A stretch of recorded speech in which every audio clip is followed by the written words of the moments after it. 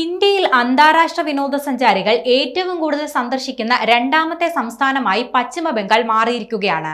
മഹാരാഷ്ട്രയ്ക്ക് തൊട്ടു പിന്നിലാണ് പശ്ചിമ ബംഗാൾ ഇടം പിടിച്ചത്. ട്രാവൽ ചാർട്ടുകളിൽ പശ്ചിമ ബംഗാൾ മുകളിലേക്ക് കയറുന്നുവെന്ന് തെളിയിക്കുന്നതാണ് കേന്ദ്ര ടൂറിസം മന്ത്രാലയത്തിന്റെ ഏറ്റവും പുതിയ കണക്കുകൾ. 2024 31 ലക്ഷം അന്താരാഷ്ട്ര സഞ്ചാരികളാണ് സംസ്ഥാനത്തെത്തിയത്. 2023 27 ലക്ഷത്തിൽ നിന്നുള്ള വലിയൊരു കുതിച്ചുചാട്ടമാണിത്. ജനുവരിക്കും ജൂണിനും ഇടയിൽ മാത്രം 27 ലക്ഷത്തിലധികം വിനോദസഞ്ചാരികൾ ഇവിടെ എത്തിയിരുന്നു. ഇതിൽ വലിയൊരു ഭാഗം യൂറോപ്പിൽ നിന്നും US നിന്നുമാണ് വരുന്നത്.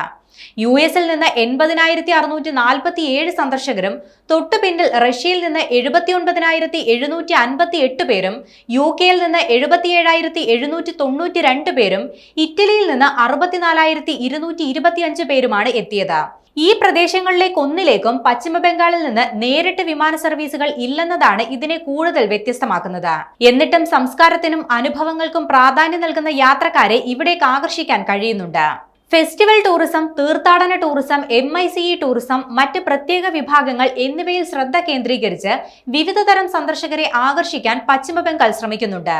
പശ്ചിമ ബംഗാളിൽ സന്ദർശിക്കുമ്പോൾ തീർച്ചയായും കൊൽക്കത്തയിലെ പഴയ തെരുവുകളിലൂടെ നടക്കുക.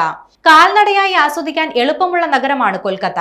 കോളേജ് സ്ട്രീറ്റ്, കുമാർതുലി അല്ലെങ്കിൽ പാർക്ക് സ്ട്രീറ്റ് പോലെയുള്ള ഏതെങ്കിലും ഒരു പ്രദേശം തിരഞ്ഞെടുത്ത് നടക്കാൻ തുടങ്ങുക. പഴയ കെട്ടിടങ്ങൾ, പുസ്തകശാലകൾ, കഫേകൾ, ചെറിയ പാതകൾ എന്നിവ നഗരത്തിനൊരു പ്രത്യേക ഭംഗി നൽകുന്നുണ്ട്. അതുപോലെ തന്നെ ഡാർജിലിംഗിലെ കുന്നുകൾ സന്ദർശിക്കുക. കൂടാതെ ബംഗാൾ അനുഭവത്തിന്റെ മറ്റൊരു പ്രധാന ഭാഗമാണ് ഭക്ഷണം.